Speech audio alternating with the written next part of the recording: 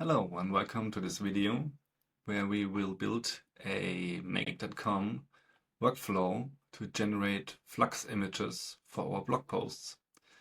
Of course, you can also use it to generate Facebook images and everything else what you can imagine. So here you can see we are using Airtable. You could also use Google Sheets to trigger an action.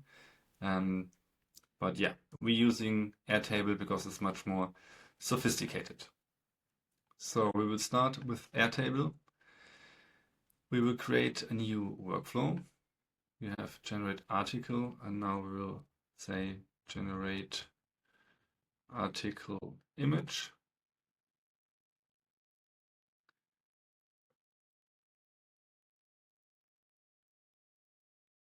It will update, and we need, where's the final article here? Insert to the right. Here we can say single line text because we will save the image URL. Great. So what we're going to do now, we need to change our actions. We have generate article. Now we have generate article image. It's a new record ID, and also with our automations. Currently we have this workflow here. So every time you create something with a new webhook, you need to create a new watcher. You can just duplicate it. Watch, workflow, watch, article, image, generation. So here we say when workflow is generate article image, then we're going to update this record. But now it's a different record. Now we need this record. If you haven't set up it like this, watch my video how to set up Airtable and make. So that's all right. We can turn it on. This should already work. No, going to make. The problem is with Flux that you don't get the image directly. Sometimes it takes a while, and what you basically do is you add your image generation request to a queue. So first we send it, and then we can ask, hey, is it ready? Problem is we don't know when it's ready because there's no callback. So we need to wait and check and wait and check.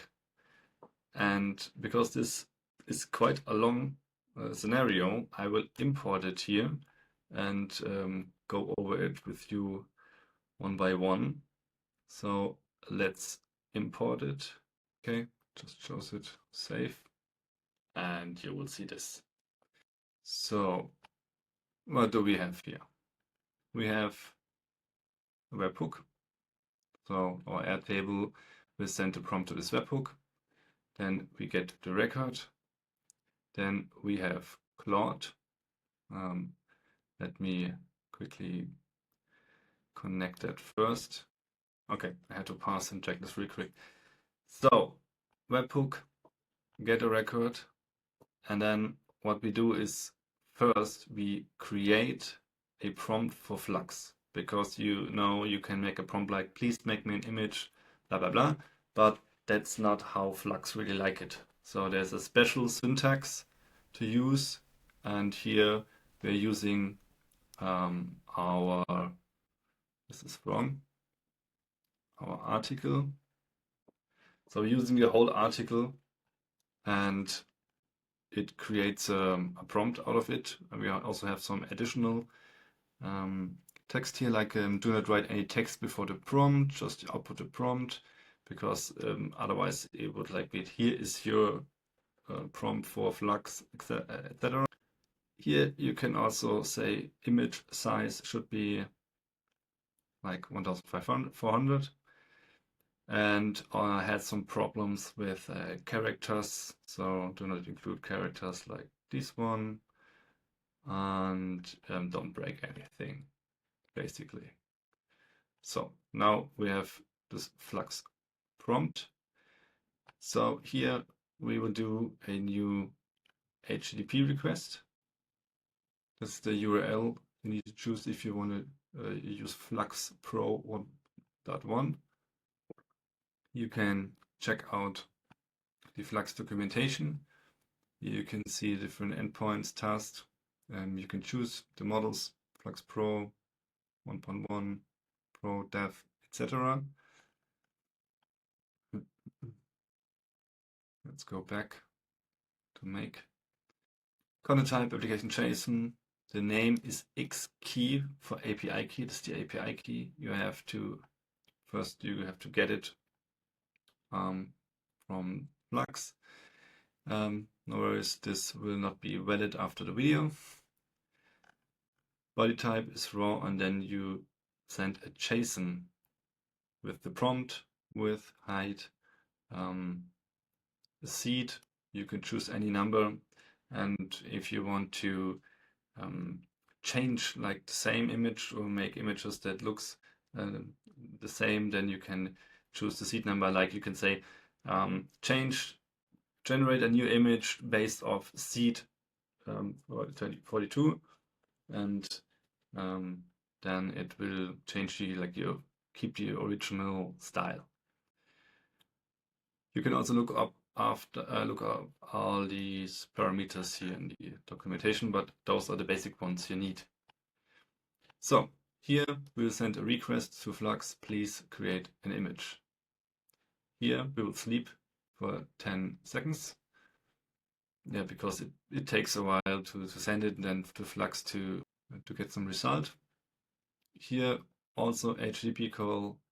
This time we call get result, because we want to know, hey, are you ready? Are you done generating this image? Also same key, and we give it the ID from data ID. So this is our reference to the image, and we asked, hey, is this image with this ID, is it ready? Then here in the router, you see here two filter, not ready and image ready. Image ready is when the data status is ready, then great. We save it to Airtable. Moment. Refresh. Oh, that is wrong. Now it should work.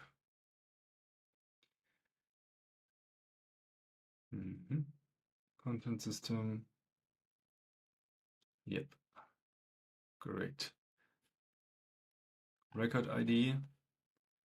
And it will be here in data result sample. We can see this later. We have to run it once, and then we can choose here the data. But let's just go over it until the end, and then we'll make the test run.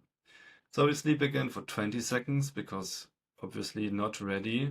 Status ready, not equal to ready. Sometimes it's maybe processing something else. Then we will just try it again. Is it ready? Yes, save, no, try it again, and I figured out then in the end, here I'm sleeping for 1 minute, here is 30 seconds, and in the end, we just say ready, and what does it say? Not ready, save status. Then we just say, failed. Okay. So let's try it out. Let's name it generate. Cannot name it. No. Generate Flux images. Okay. Okay, so let's try it out. We have our webhook here. Generate article image. Let's go.